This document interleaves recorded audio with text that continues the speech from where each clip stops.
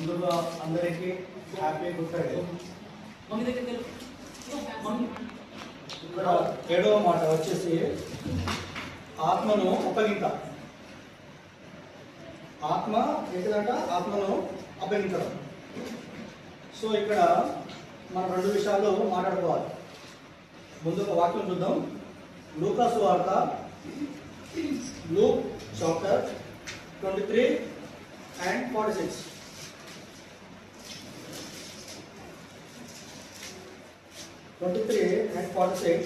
Okay. Then Jesus, calling out with a loud voice, said, "Father, into your hands I commit my spirit." And having said this, he breathed his last. అర్థమైంది కదా? అప్పుడు యేసు గొప్ప శబ్దంతో కేక వేసి, తండ్రి, నీ చేతికి నా ఆత్మను అప్పగించుకొనుచున్నానని నేను. ఆయన ఇలాగా చెప్పి ప్రాణమును విడిచాను. వాస్తవానికి మనకు మరణం ఉంటుందా లేదా? ఒక మనిషిగా మనం పుట్టినందుకు మనకు మరణం ఉంటుందా లేదా?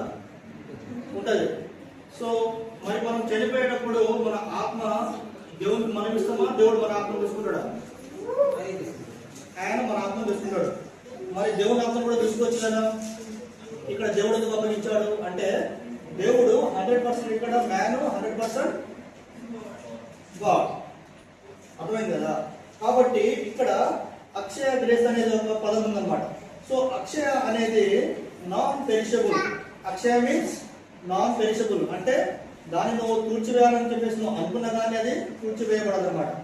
సో అలాగే దాన్ని ఇంకా నువ్వు మొత్తం ఎరేజ్ మొత్తం చేయాలనుకున్నా కానీ అది ఎరేజ్ అవ్వబడదు. అలాగే గ్రేస్ అనమాట మీన్స్ కృప. ఆయన యొక్క తోడు, presence, everything, blessings and love, everything అనమాట. కాబట్టి ఇక్కడ 2 విషయాలు మనం గుర్తుపెట్టుకోవాలి. మనం చనిపోయినప్పుడు, క్రైస్తవునిగా మనం చనిపోయినప్పుడు మనలను సమాధి చేసే సమయంలో ఒక బాక్స్ పెడతారన్నమాట. బాక్స్ పెట్టేసి మన బాక్స్ పెట్టేసి మన కాల్చడం అనమాట. అర్థమైంది కదా? సో అది ఎందుకు అనంటే ఇక్కడ 2 పాయింట్స్ ఉన్నాయి. ఇక్కడ 2 అంశాలు. ఒకటి ఏంటంటే మనకు సమాధి అయిపోయిన తర్వాత మనం మరణించిన తర్వాత మన ఆత్మ అనేది దేవుని దగ్గర వెళ్ళిపోతుంది కదా, పరదేశంలో వెళ్ళిపోతుంది. కానీ ఇక్కడ దేవుడు ఏమంటున్నాడంటే చూడండి, ఇక్కడ తండ్రి, నీ చేతికి నా ఆత్మను అప్పగించుకొనుచున్నానని నేను.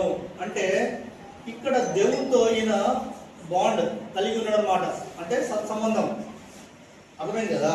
సో కాబట్టి ఈయన ప్రతిరోజు దేవునితోనే మొత్తము బాండ్ అంటి పెట్టుకొని ఉంటాడు. కాబట్టి దేవునిలోనే రోజు ఆయన చెప్పకుండా ఏం చేయడు. కాబట్టి ఆ కమిట్మెంట్ అనేది, ఆ బాండ్ అనేది అలాగే మెయింటైన్ చేయాలని చెప్పేసి మనము నేర్చుకోవచ్చు. అలాగే ఆయన ఇలాగ చెప్పి ప్రాణమును విడిచెను. అర్థమైంది కదా? సో లాస్ట్ సమాప్తం అయిన తర్వాత ఆత్మను అప్పగించడం అన్నమాట. సో ఇప్పుడు ఆయన ఆత్మ అప్పగించాల్సిన అవసరం లేదు. కానీ దేవుని చిత్తాన్ని నెరవేర్చాలి కాబట్టి ఖచ్చితంగా ఆత్మను దేవుడు అప్పగించాల్సి ఉందన్నమాట. ఎందుకంటే అది దేవుని చిత్తం నెరవేరబడాలి కాబట్టి అప్పగించాలన్నమాట. సో అలాగే ఇక్కడ 2 అంశాలను చెప్తున్నాం కదా. మనం సమాధి అయిన తర్వాత మనల్ని మొత్తం పూర్తి చేసి మట్టితో మనకు పూర్తి చేస్తాం అన్నమాట. అదే ఇప్పుడు దేవుడు చనిపోయాడు కదా. దేవుడు చనిపోయిన తర్వాత 3వ దినమున సమాధి నుండి లేచి తన అక్షయమైన శరీరంతో పరదేశకు వెళ్ళిపోయారు, పరలోకానికి వెళ్ళిపోయారు. ఇక్కడ ఏమని చెప్పాడు పోయేటప్పుడు? నేను 2వసారి రాబోతున్నాను.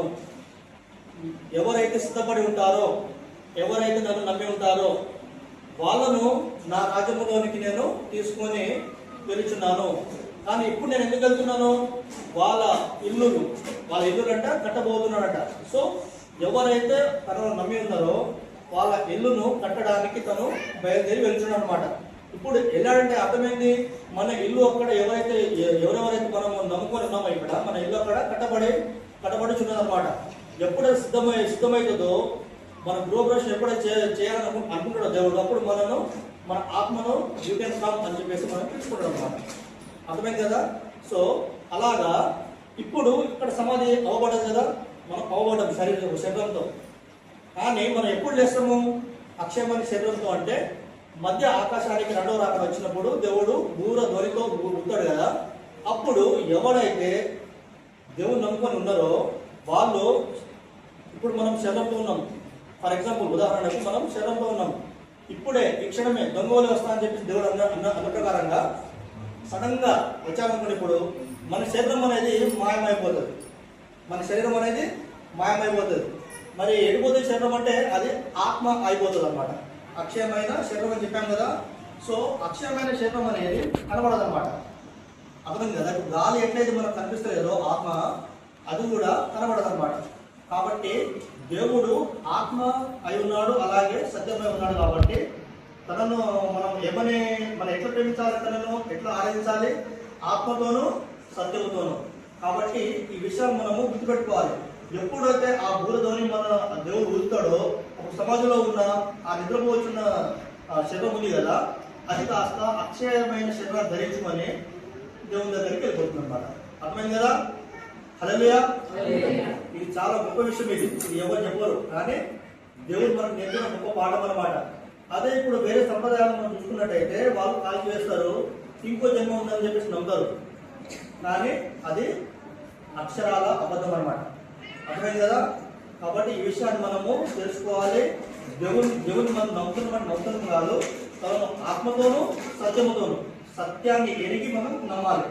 అప్పుడే మనము దేవుని యొక్క ప్రేమను, తన యొక్క కృపను మనము తెలుసుకునే వారిని మనము ఉంటామన్నమాట. అర్థమైంది కదా. ఈ వాక్యం దేవుడు దీవించి ఆశించుగాక. ఆమేన్. అందుకే లాస్ట్ లో ఏమని చెప్తాడు, ఇలాగ చెప్పి ఏమని చెప్తాడు, నా ప్రాణమును విడిచాడు, తన ప్రాణమును విడిచాడు. అర్థమైంది కదా.